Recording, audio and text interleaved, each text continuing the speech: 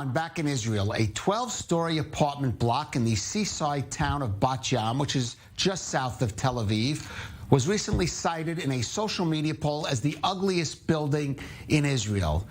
And while that may be a little exaggerated, and I say that as a part-time resident of Bat Yam, that building is certainly quite an eyesore.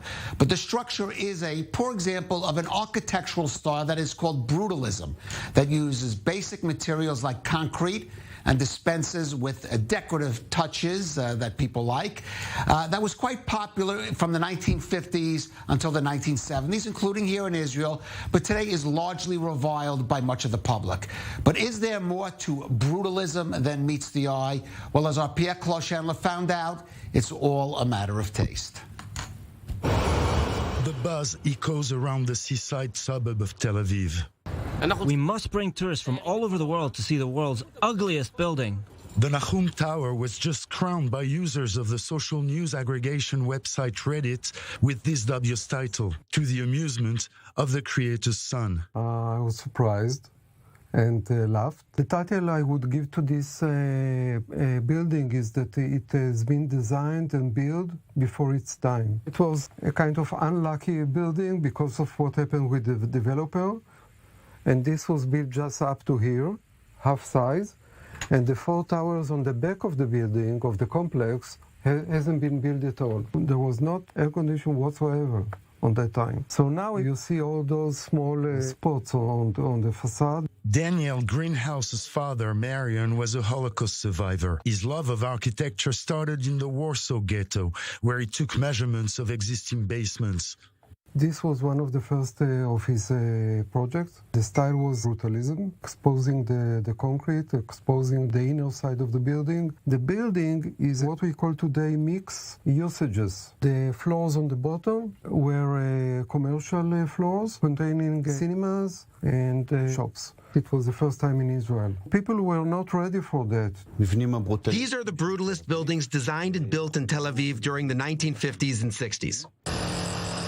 Brutalism, an architectural style born out of World War II's devastation in the UK, when the order of the day was to build quickly, functionally, and cheaply. A pessimist trend spread around the world, both capitalist and socialist. We are not here to please you, but to tell the truth would become the brutal motto of brutalism. Brutalism says in your face, that's what we want. The material of predilection, the exposed bare concrete or béton brut, hence its name. Jeremy Hoffman heads the conservation department at Tel Aviv municipality. He co-wrote a book on brutalism in Israel. He hardly conceals his passion for the aesthetics of the rough and ready.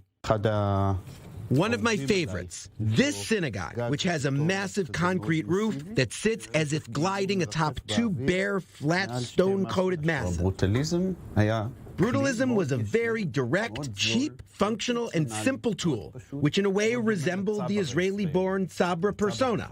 Tough on the outside, sweet on the inside, like the endemic prickly pear, a new type of Jew. A Zionist who fought for the country, who built it. Suddenly, infrastructure had to be built for hundreds of thousands of immigrants. Tel Aviv's made of layers upon layers. The eclectic styles of the 1920s, a mix of Art Deco with an Oriental twist, the purist, pristine white Bauhaus style of the 30s, the brutalist rebellion against embellishments. Over 300 such buildings adorn the white city with shades of gray. Apart from dwelling, brutalist buildings serve many purposes. Israel's first skyscraper was once proudly branded as the Middle East's tallest tower. Public buildings like City Hall, Tel Aviv's district courts, museums, auditoriums, hotels, the Likud party's headquarters of Prime Minister Benjamin Netanyahu, the National Trade Union Center. No wonder so many people hate the style. It reminds people of a time that wasn't that simple. The first years of the state were tough years of change, the loss of identity, the formation of a new identity. These were years fought for survival, and brutalism represents this time, recalls memories that are not yet processed. Some are slated for preservation, like this edifice, which Marion Greenhouse helped design. After all, Beauty hides in the beast. There are qualities in this style of architecture that no longer exist, that can't be recreated. It's like DNA architecture. Once one hotel room is designed, it's multiplied all over the edifice.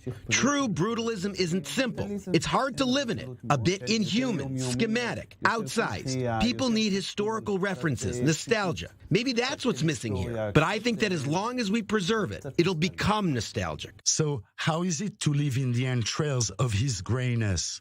We meet Mary on the ground floor. She leads us to her studio on the second floor, a room with a view. It's disgusting and insulting.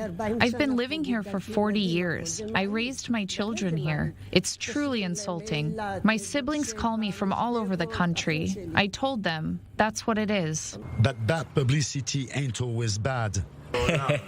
So, in the world's ugliest building, there are original 3-room apartments that are so large that they've been turned into 4 rooms. Prices vary between $500,000 to $700,000. It's like the Leaning Tower of Pisa. The whole world comes to see it, right? Now come admire the world's ugliest building. It pays. Pierre Clochendler, I-24 News, Bat Yam, Israel.